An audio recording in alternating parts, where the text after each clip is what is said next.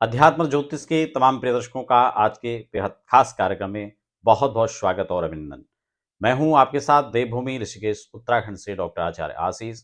और आज हम एक महत्वपूर्ण विषय पर हम लोग चर्चा करेंगे और साथ ही साथ मुहूर्त को लेकर भी मैं आपके साथ चर्चा करने जा रहा हूं कि अक्षय तृतीया कब पड़ेगी। 19 को अक्षय तृतीया है या 20 को अक्षय तृतीया है।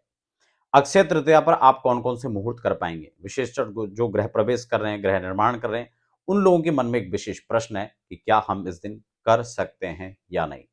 डिटेल में हम इस पर चर्चा करेंगे। नए दर्शक हैं तो एक निवेदन रहेगा, फटाफट चैनल को सब्सक्राइब कर लीजिए, बेल आइकन प्रेस कर लीजिए, क्योंकि यहाँ पर आपको ऐसी प्रामाणिक जानकारियाँ मिलती हैं, चाहे वो अध्यात्म की, ज्योतिष की हो या वास्तु की।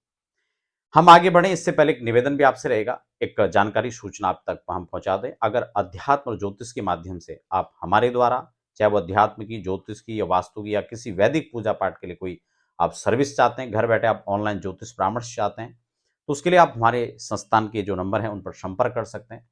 घर बैठे अगर आप चाहते हैं कि वैदिक विधि के द्वारा, वैदिक विधान के द्वारा आप अपना गृह प्रवेश, वास्तु शांति पूजा कराना चाहते हैं, तो उसके लिए भी आप हमें संपर्क कर सकते हैं। देश के विभिन्न राज्यों में जाकर हम स्वयं और हमारी टीम पूरा इसके लिए प्रबंध रहता है। हम उसके लिए पूजा पाठ में हर जगह आपको सुविधाएं उपलब्ध कराते हैं।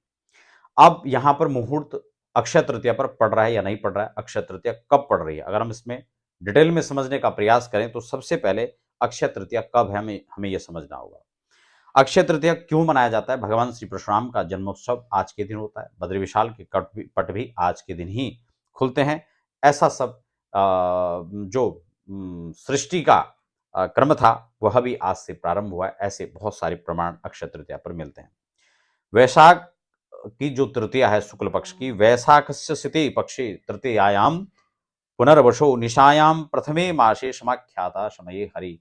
यानी भगवान के प्रादुर्भाव का जो समय था भगवान श्री हरि के, वो संध्या के प्रदोष काल में था, रात्रि के प्रथम जो है पक्ष में था। इसलिए प्रदोष व्यापिनी जो तिथि होती है उसी को हम अक्षय तृतीया मानते हैं, वही अक्षय तृतीया के लिए लिया जाता है।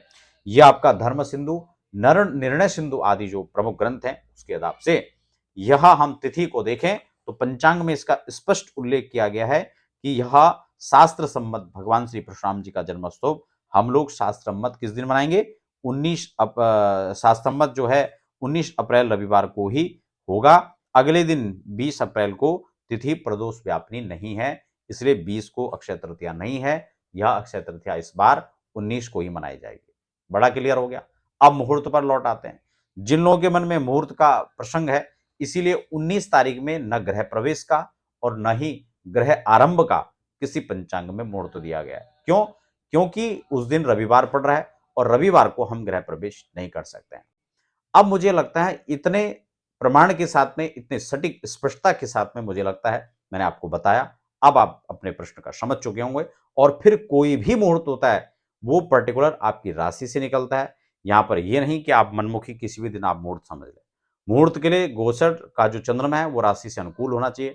4, 8, 12वें स्थान पर गोचर का चंद्रमा बिल्कुल नहीं होना चाहिए।